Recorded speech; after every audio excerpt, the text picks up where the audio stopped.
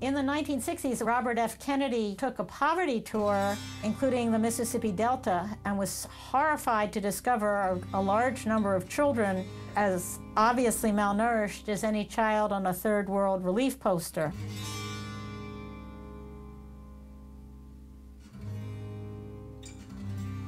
WIC is the supplemental feeding program for women, infants, and children. It started with 88,000 and now serves more than 9 million all across the country in all 50 states.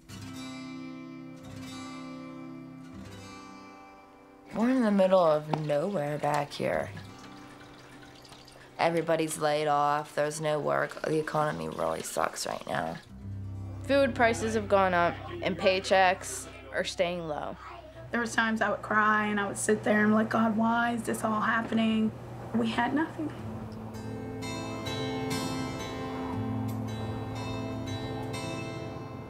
I always say that economic conditions are written on the bodies and brains of babies. And with the economic downturn, many more families are income eligible for and in desperate need of WIC benefits. WIC is a food prescription program, and it provides vouchers for very high nutrient-dense foods.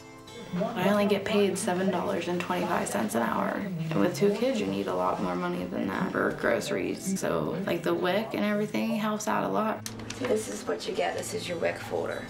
When you first have a baby, they buy formula, they buy baby food, they buy baby juice. So you get 3 checks a month. This one is valid for $6 WIC allowable fruits and vegetables. I get what's on the checks. I get juice, vegetables, milk, eggs, the main things that you need for a healthy body to grow.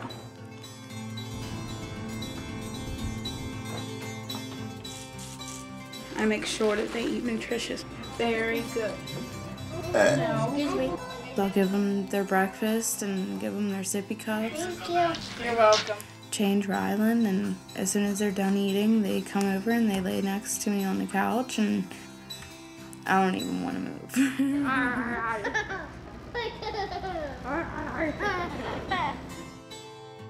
The fetus goes from a handful of cells to, if they're healthy, about 7 pounds in 9 months.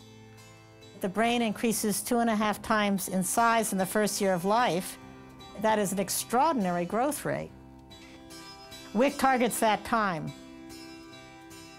But in rural areas, the problem is actually getting to the WIC office. It sucks because they moved to Evansburg. I don't have a vehicle. I don't have $10 to get people to gas. It takes me 45 minutes away, you know? It's hard. But hey, I gotta do what I gotta do to keep my family going. Sometimes people need to step up and help whenever they see somebody really in need.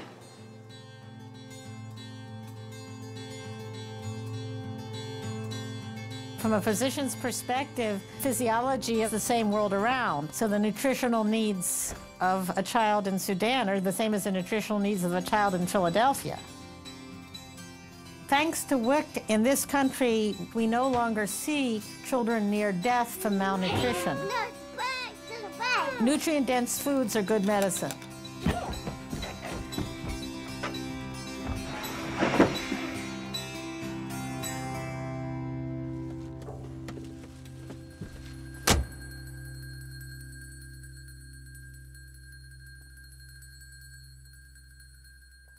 In all of my years treating children in the United States, I didn't have a single patient die from diarrhea or pneumonia. But, within days of arriving in Uganda, I saw a little girl in the morning. She had some diarrhea. I gave her standard treatment. And she came back in the afternoon and she was dead. Obviously, I'll carry that with me to the end of my days. My name's Susan Shepard. I'm a pediatrician with Doctors Without Borders, Médecins Sans Frontières. For the last 5 years, I've worked in various countries around the world where malnutrition is contributing to such a large portion of childhood deaths.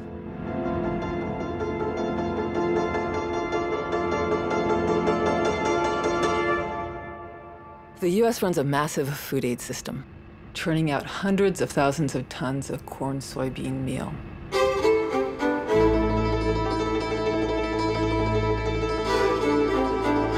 While this corn-soybean cereal blend may relieve hunger, it is not the right food to treat malnutrition in young children.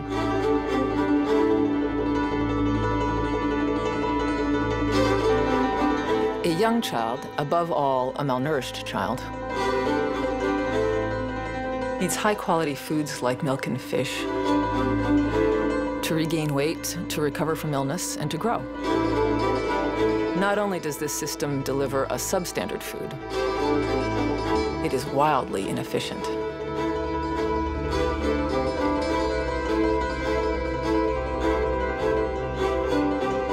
U.S. law requires that the vast majority of food that we donate come from U.S. farms.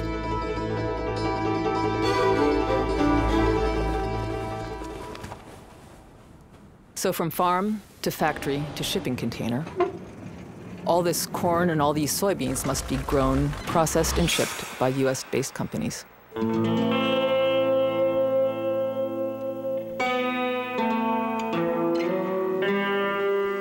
Millions of dollars are wasted on manufacturing and shipping costs,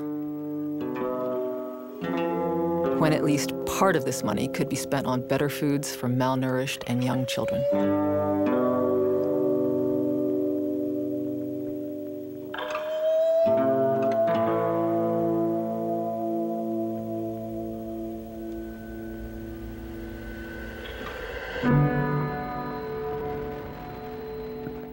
In all the countries where I have worked, I come across tons of this corn-soy blend.